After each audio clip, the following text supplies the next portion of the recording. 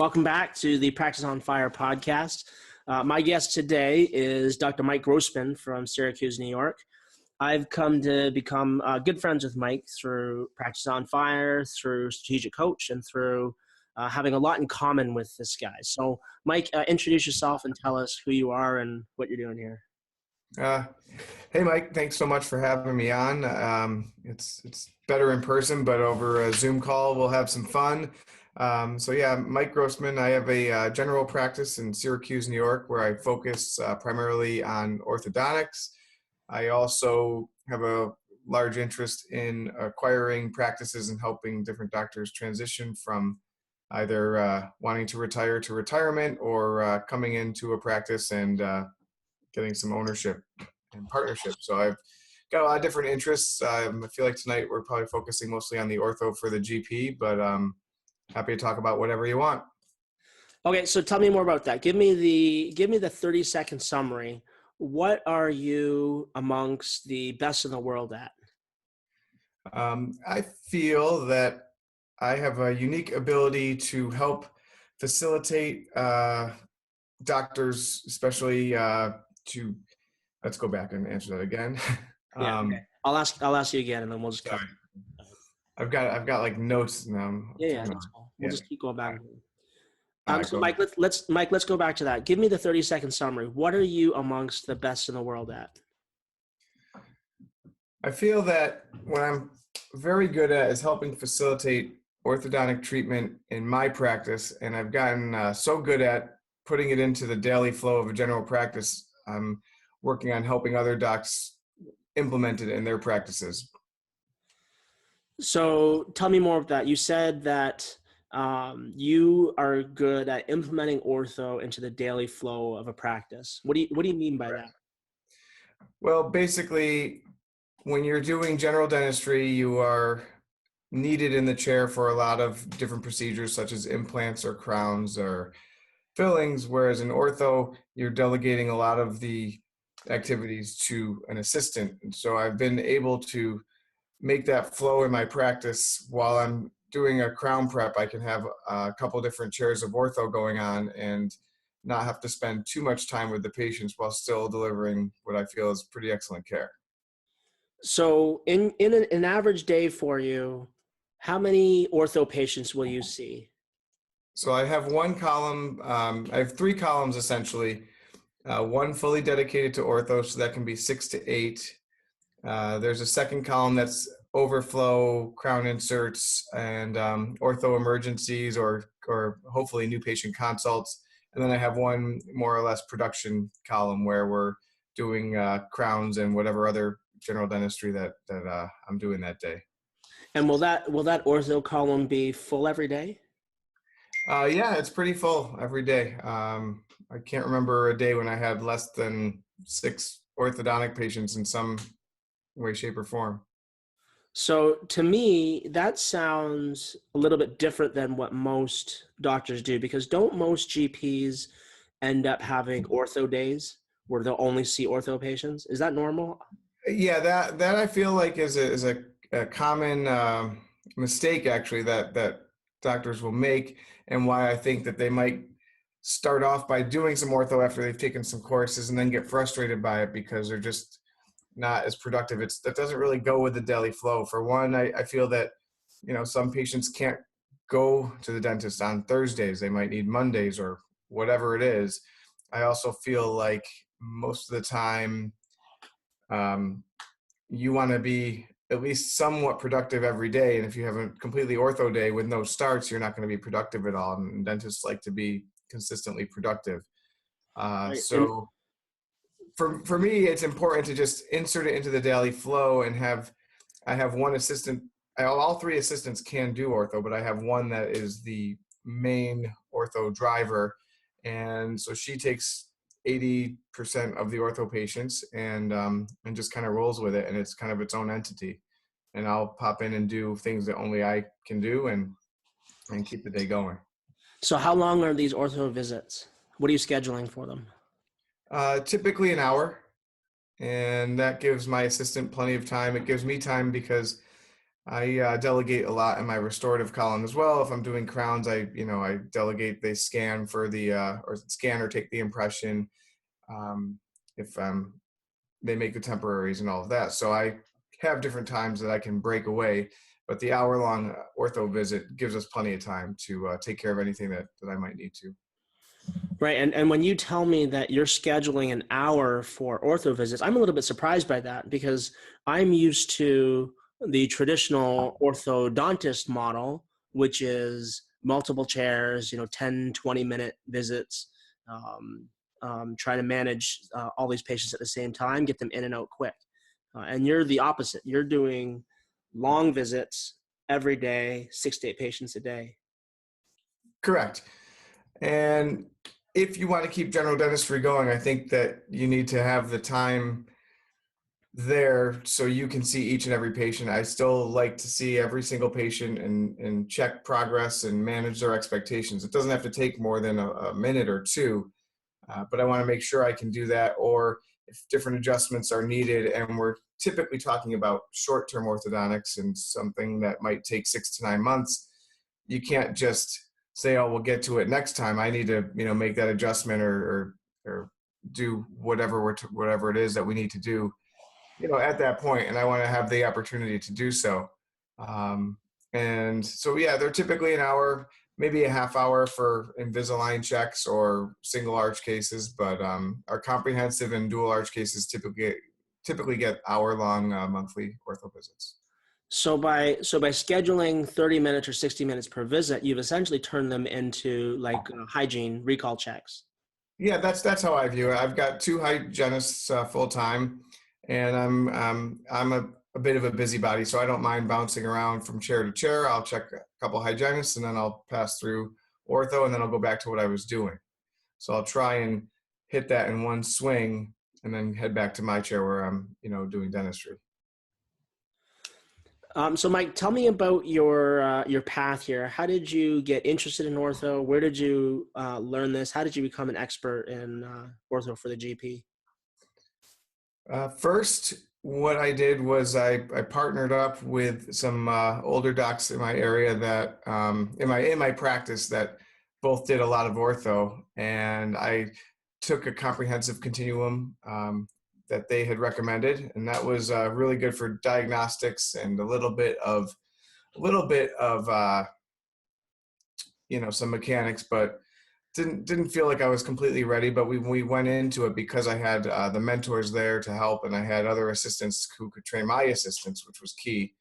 Once I got into it, I started Invisalign as well at that time. We're talking probably '05, '06. Hated Invisalign at that point. I like it much better now, but hated it then. But had adults that I wanted to, straighten their teeth. So I lined them up, and then I drove an hour down the road to Ryan Swain's course in Rochester, New York, and took one of the very first 6-month smiles courses as a skeptic, because I was so ingrained that everything must come out a perfect class 1 occlusion. What I learned, at least from that course, was that if you change your philosophy to the cosmetic mindset of doing veneers, which were really hot at the time, and avoid grinding all that tooth structure, you're not going to hurt anybody by moving one lateral that's blocked out. So I went back and did about 5 cases, really loved how the results came out. This was before there was even a lab attached to 6-month smiles, so it was pretty new. And I started the advertising of it, and that was what really kicked it into gear, because we started getting a lot of new patients from the community. From TV ads were the first thing that we did. So where are you finding all these patients? How do you market? How are you getting all these consults? Well, we started with TV, and that was effective. So we hit TV pretty hard for a number of years. At one point, I got hooked up with a radio DJ, like a morning, the morning drive guy who had terrible teeth. The ironic thing was that his teeth weren't even a 6-month smile or short-term ortho case. They were perio and very long and skinny teeth. So I actually did a big restorative case on him that came out great. And he just kind of worked that into his spiel every morning about his dentist. And so that gave us a boost of patients. Um, Another really great way to get ortho patients is to go to like a women's event or a bridal convention. And so we do events like that, nurses nights out, which I know sounds crazy because who wants to see more nurse patients, but they, they're the right demographic. They're interested and they're engaged, and they come up to your booth and you give them a toothbrush, and they'll give you their contact info, and they're pretty easy to line up the consults that way. So that's probably the best bang for your buck is getting in front of actual people and showing them what you can do. Right. So I've talked to Tim Rao and Nate Geo, guys who are friends of ours, also practice on fire guys, and I've talked to them about big case marketing, going after high value treatment. And one of the common things that keeps coming up is putting yourself in front of the right audience, putting yourself in front of people who are motivated and ready to buy, not the general public. And it sounds like what you're saying is you found a good way to do that is through these trade shows, essentially, right? These bridal shows or mom shows or nurses shows. Yep. Yeah, and it's super awkward, but it does work. And I don't, if it's a 5 hour event, or I mean, I try to not be there for 5 hours because I'd go nuts, but I try and show up when it's going to be prime time. But I have my team there, and we've got laptops up showing before and after scrolling across the thing, and we've got lots of brochures and just giveaways, chapsticks. People always love chapstick, and then they'll walk right up to you and show you their teeth, and say, can you fix this or fix that, and point to teeth. And of course we always say yes, and we'll try and either schedule them right there. We'll have a blank schedule, and we'll just try and get them in the schedule, or at the very least we'll collect their info. We have like a very simple consult sheet. So when you come into our practice and you're a new patient, you're going to you don't even fill out a medical history. If we're just doing a quick orthodontic consultation, we're going to just give you what problems do you want us to fix, and then we'll make some notes on it. And so we'll give them that sheet to fill out with their contact info, and then we have those leads for my front desk to go back to the office on Monday and just start calling, and then we just keep putting them into piles of interested or throwaway or whatever. So I've done shows like that before and not had any success. You get the odd person coming up that just wants a free toothbrush and tries to take stuff off your table and avoid eye contact. So what's the secret? How do you get Well, people? what were you trying to sell? Nothing. I think it's just we had a table for our office. That's your problem. I think what we're selling is a confident smile. And so So people want. how do people know that's what you're selling? How do you get that message out there so that when people walk by, it tweaks something in them, makes them want to come talk to you? I think just having the before and after scrolling by on a laptop is pretty good. And it does help that we had a lot of external marketing before we've gone to the event. So they say, oh, a lot of it's sponsored by a radio station. So they've heard you over and over again. Oh, you're the 6-month smile guy. I got that a lot at the different events.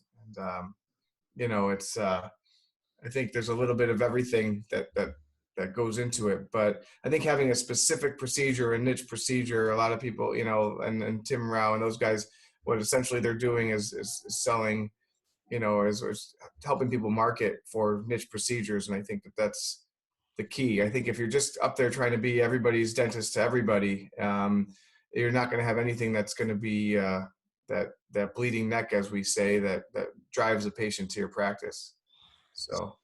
So I think you're exactly right. And this is, looking back where we failed. And when you ask that question, what are you trying to sell?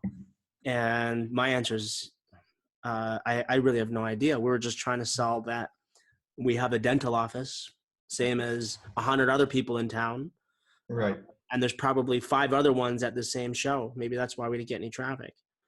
And the common thing that keeps coming up, when we're talking to the rest of the Practice on Fire guys, when you and I talk, is the 2 themes. One is putting yourself in front of the right audience. And the second is, having a very focused message, not trying to be everything for everybody. There's some guys in our group that are going after all on fours, right? They're targeting people that hate their dentures or are sick of their disgusting, gross, broken, crooked teeth. Mm-hmm. Your focus is just as narrow, but in a different area. You're focused on people that are not happy with their smiles. Yep. So it's a different bleeding neck issue. It's also a completely different demographic. And the areas that you're going to market are going to be completely different than the areas that the all on four guys are going to market. So I think Correct. the first step is understanding, asking yourself that question: what are you selling? And if you can clarify what you're selling to yourself, then you can figure out, where do I find people that have this problem, and how do I get myself in front of them? Right. And that's kind of something that we've all learned from Phelps is who is your market. While he's going after the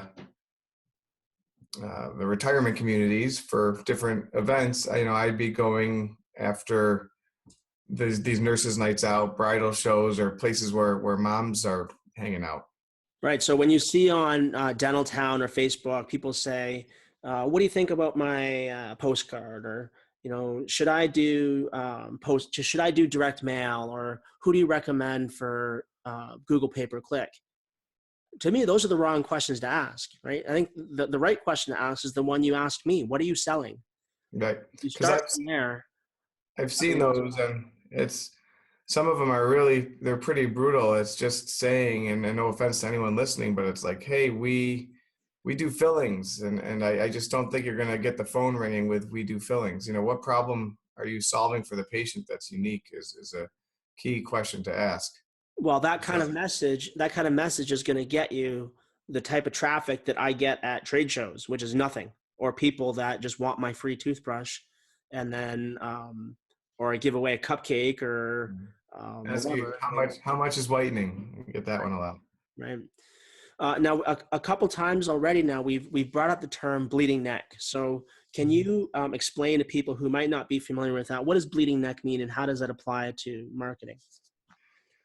I guess when you're trying to get a message across, you're sometimes just solving a patient's problem or potential, patient's problem isn't enough to get them to, get on the phone and call. And so you've got to really find out, you've got to almost jab into that problem and really, it may sound like you're trying to insult the public, but you're really not, because you're really going to speak to somebody in a much more clear and concise way if you're saying to them, not only, hey, do you want to have a straight smile? And the answer is, well, yeah, probably yes. But no, the better question is, do you hate being out at cocktail parties because you have a tooth sticking out? That's a more pointed question. And that might cause someone to say, oh, he's talking about me. Yeah, I do have that problem. And then they might be more apt to call. So do you actually say that in your ads? Do you have ads that say, are you embarrassed to smile at cocktail parties because your tooth is sticking out? I don't think those exact words, but yeah, pretty similar. I can, I have to do this after the podcast, but I can definitely share the latest commercial, and it's usually asking, people, are you embarrassed to smile in public? Are you not confident to go on job interviews, or any number of those types of questions? Right. And that's great. To me, that's very specific. When you say, are you embarrassed at cocktail parties, or are you not confident at job interviews? That's so much more effective than, are you happy with your smile?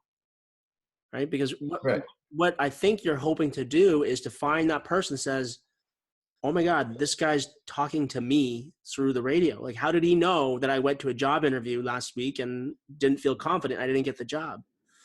And I think when normal dentists, when the conventional thinking is, we don't want to send messages like that because everyone's going to ignore that message. Like, why would anybody listen to that? But what we're saying is, and this is something that Tim and Nate and Eric and a lot of the Practice on Fire guys have been preaching for a while, is who cares, right? We're going after people with this very, very specific concern, and we're going to give them a very, very specific solution. Solution. Yeah. I mean, the bottom line is we're going to solve someone's problems. And all I'm doing is regurgitating what people have told me before and after treatment and how what they're so happy about. And I'm just reversing it and sending it back out to the people that were already in my practice. So I'm sending it right back out to my market, if you will. So the fear of advertising and putting out a message is very common, as you mentioned, amongst a lot of dentists. And I think it's maybe you're either lacking confidence that you can solve these problems, lacking confidence, or you are thinking of what other dentists are going to think of your advertisement. And I get compliments all the time that we put out good advertisements for my dentist friends because they can see that they're effective. There's another one where there's a bunch of people standing on a staircase, and then they show a picture of a CT scan, and then a staff standing there smiling and says like dentistry. I mean, I don't know what that even is telling the audience. And you said something I think that was really insightful in that paragraph you just said there, and that's that you ask your patients why they came to see you, and that becomes your marketing message. And that's, to me, that's insightful, because that is market testing right there. That's free.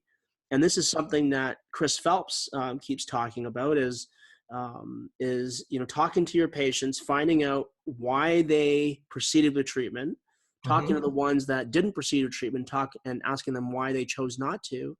And those become your marketing messages. That's tested. It works. And then just double down on those messages.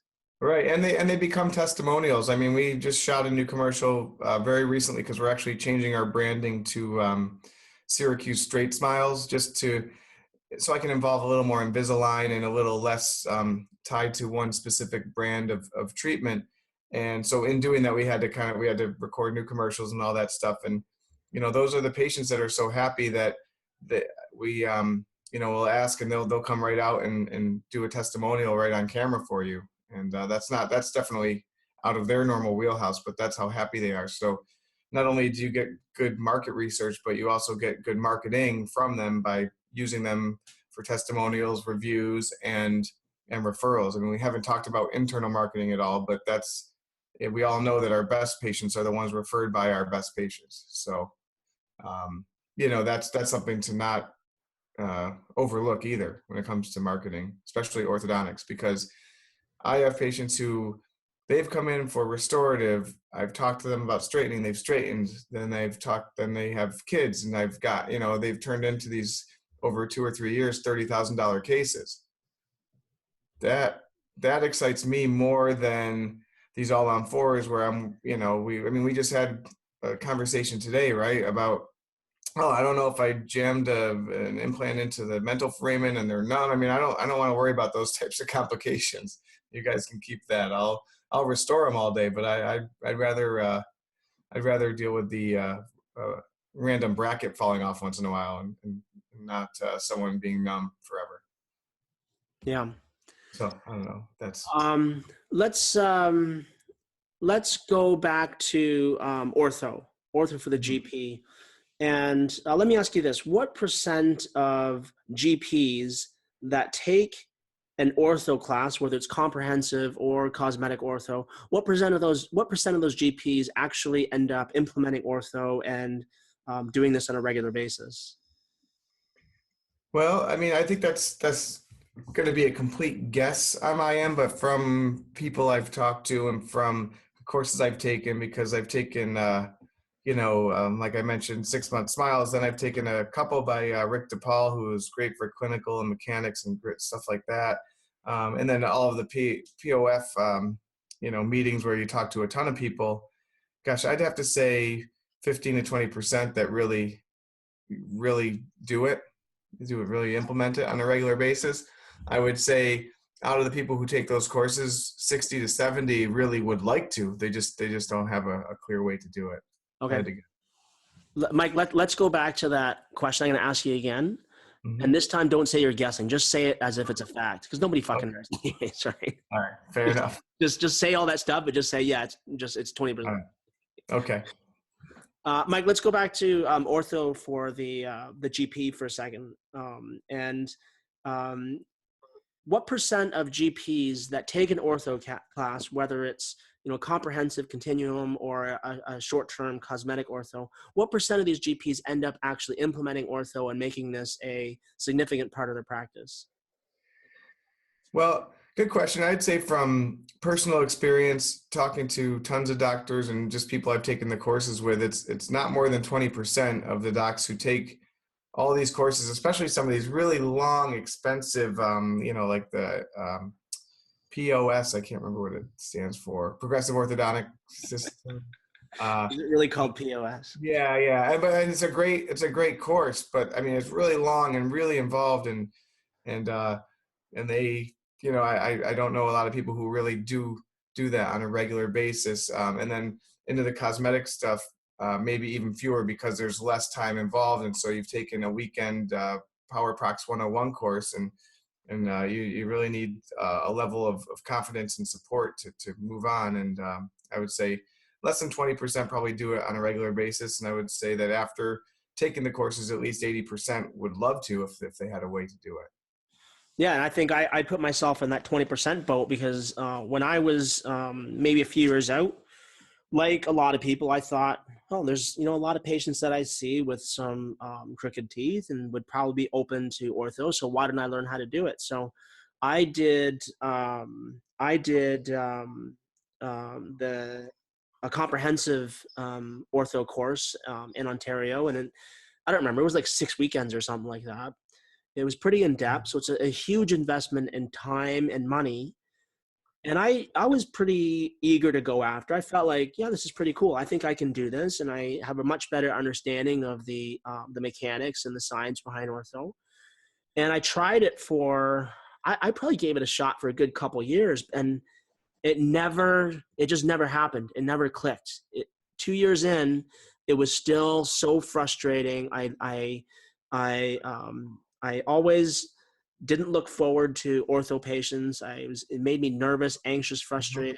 So I'm one of those 20%. So what are people doing wrong? Why are only 20% of people that pay, $10,000 for a course actually providing this treatment for their patients? Well, I think it comes down to, did you bring any staff members to that course?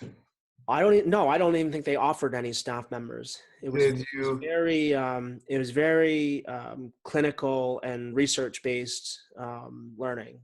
Right. So actually doing the stuff of the wire tying in and all that stuff that probably was the mechanic, the actual physical act of tying wires in was probably one of the things that stressed you out because you had to do it, if I had to guess. And Yeah, because I was doing it all the time, and I think in the course we probably spent 5% of the time with yeah, stuff in our hands, actually doing stuff. yeah, So I understood the theory behind it, but then I got to go home and I don't really understand it. I kind of understand it. And then yeah, how am I supposed to teach my assistants to do it if I don't even know how to do it myself? that's So then, yeah, and that's I ended up scheduling them all in my column and just seeing all these patients myself. so you're nervous about the procedure and you're essentially not going to be productive during the time that you see them for the routine visits for however long that takes. So that's what happens. Um, the main thing is the delegation of almost all of the tasks in an ortho uh, treatment. Most of it can be done by the assistant. Um, in my practice, they take all the records. They do the initial consultation. So I just pop in and I do the diagnosis and case selection and treatment planning and what I decide I want to do. And then my team with our indirect bonding trays, I usually like to be there when the braces go on, but I don't actually have to. And then the main things I have to do is IPR. I'm the only one who does IPR in our practice. I mean, my assistants don't do it, and I'm the only one who trims off cement when the case is over. But other than that, virtually every other task can be, and I place the brackets back on the teeth when they pop off. So I've got to trim the cement and place those back on. But how did you get your team to that level of knowledge? Where did they learn that? well, I was lucky. I did have some assistants in house that were able to teach them how to do it. But I would also take them to anything offered that any course that offered any sort of assistant hands on. I'd bring them to, I think there was like at the time maybe it was a 6-month Smiles advanced level.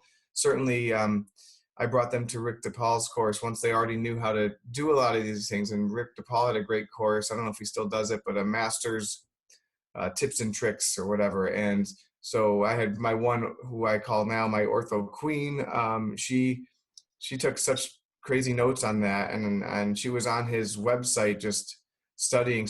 And so she just, you've got to find not only someone just to delegate it to, but that's someone that's passionate about it. And everyone has that assistant who really wants to take it to the next level. And this is a way to really give the assistant some ownership of a case, some pride, and the patients, they don't look at me when they want to know when they're done. They look at Kelly, and that doesn't really bother me at all, because I will tell the patient, I'm done when you're happy.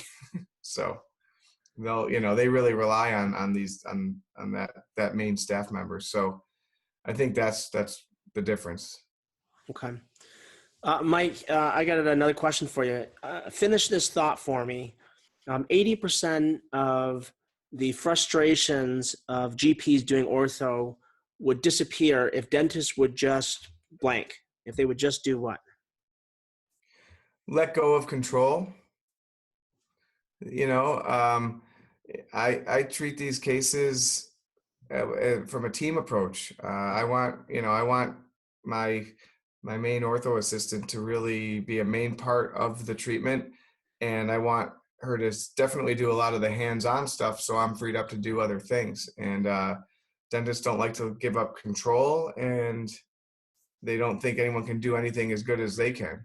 And that's why I feel like people, I always compare it to implants. I don't, I look at implants the opposite of most people. They look at ortho and say, "Oh, I don't know, I'll just let you do your ortho." And I say, well, there's the complications and issues with ortho, to me, are so much less invasive than with implants. So to me, that's how I feel about implants. But it just seems to be the lack of of staff training, and then the fear of letting go.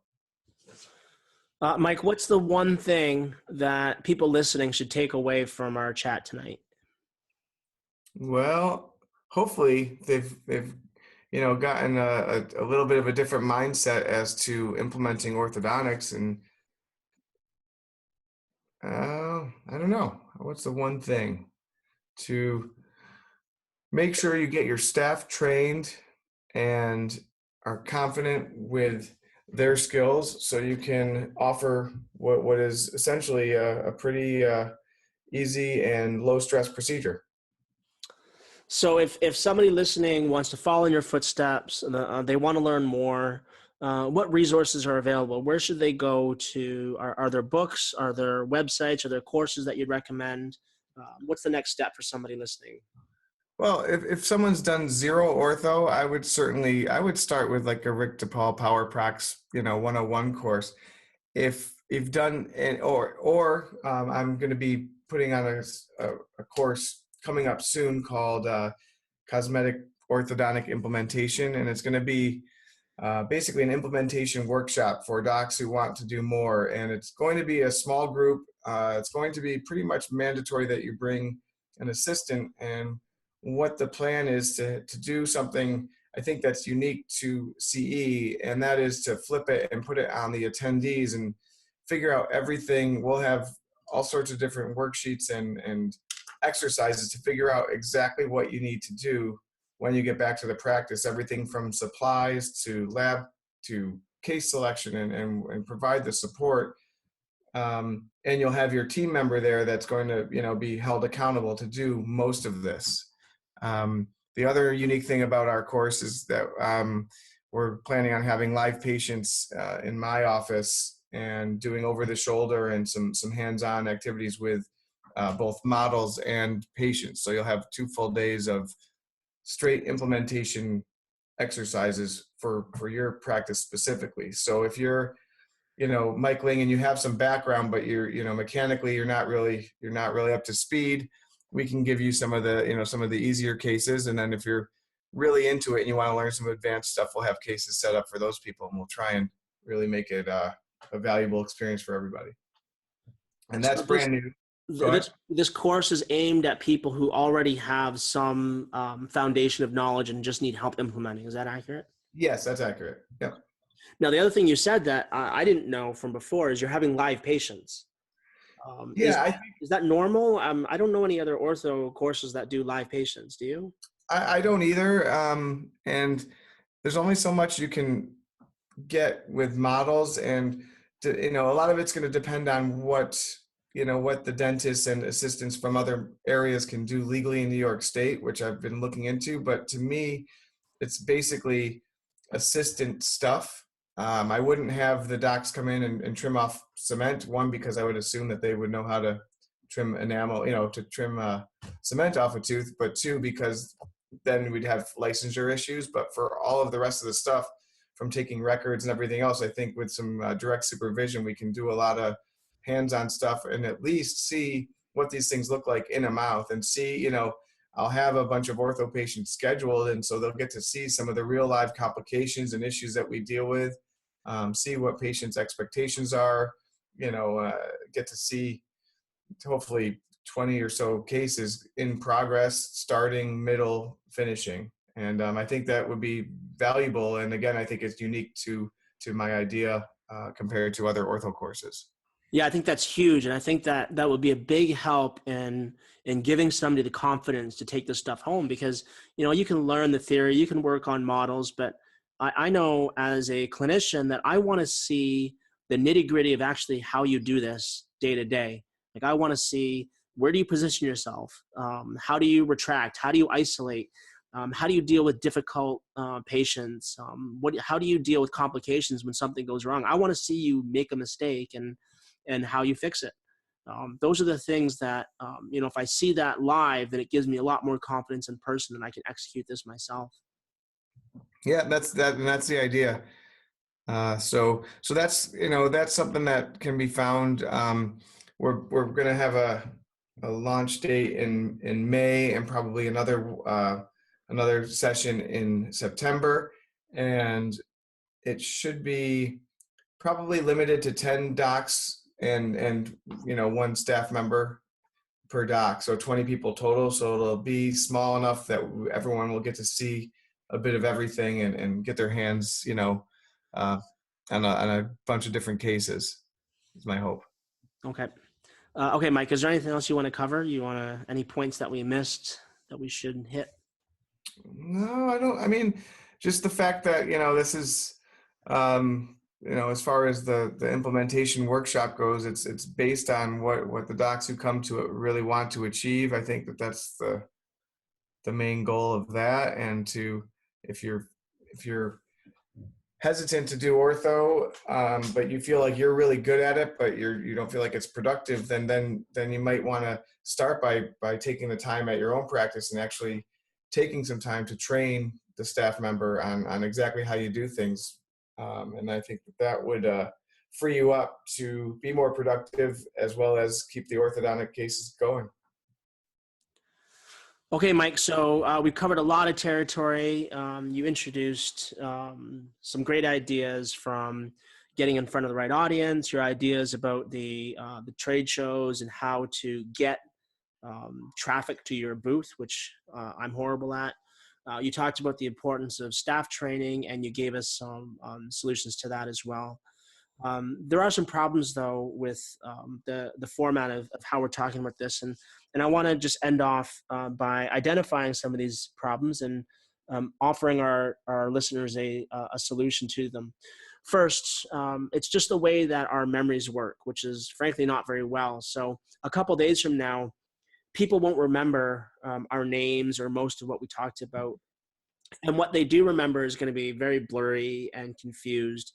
3 days from now, they might remember a sentence here and there, maybe a couple points that they thought was the most interesting. And a week from now, they're not going to remember anything about this podcast. That's just the way our brains work.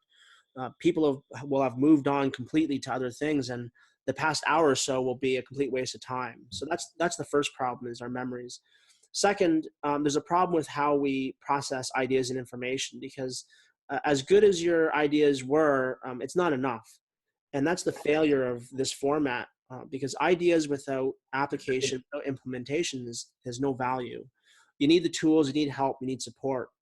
And if you don't have a plan to take action after listening to these types of ideas, then we just wasted the past hour. The good news, though, is that there are other docs like Mike Grossman out there, people that think differently, people that are looking for areas to grow their practice that are often overlooked by everybody else. They ignore best practices. They aren't satisfied with conventional success. And these docs gather just once per year at Practice on Fire. You guys have heard us mention that name a few times during our podcast today. At Practice on Fire, you're going to meet docs like Mike, like myself, like some of the other guys we mentioned. These are guys that are, and women that are doing amazingly well by thinking differently. Yep. They're going to be talking about game-changing ideas, stuff that nobody else is talking about because everyone else is just stuck following the herd. So as a special thank you to Mike for joining us today. We do have a special discount code that gets our listeners 37% off the regular registration fee for Practice on Fire. Very nice. Coming up March 16th, 17th in San Diego. You just got to use the code Mike VIP at the checkout and you get 37% off. We only have 6 of these available, 6 active codes. So don't forget, once they're gone, they're gone. The code is Mike VIP. One last thing, we did make a promise to our listeners that they are going to love Practice on Fire, and we do literally guarantee it. And if you don't love Practice on Fire, if you join us there and it's just not for you, if we let you down, all you got to do is tell me, and we will give you back every single penny of what you paid, which is cool and is something nobody else will do. But on top of that, we're going to go the next step, and we'll even reimburse you for your flight and your hotel. So people, you guys literally have nothing to lose. Come check us out, practiceonfirelive.com. Use the code MikeVIP for 37% off. On the website, you can see the rest of our awesome speaking lineup, including some of the people that we've mentioned, Chris Phelps, Nate Geel, Tim Brown. You can see our plans for helping our friends and neighbors in Puerto Rico who are still recovering from the hurricane. And you can also see our super exclusive guest speaker who is literally a American superhero. So practiceonfirelive.com. Check it out, and we'll see you on the next episode of Practice on Fire, the podcast. Thanks so much for having me. It was a blast. All right. Thanks, Mike.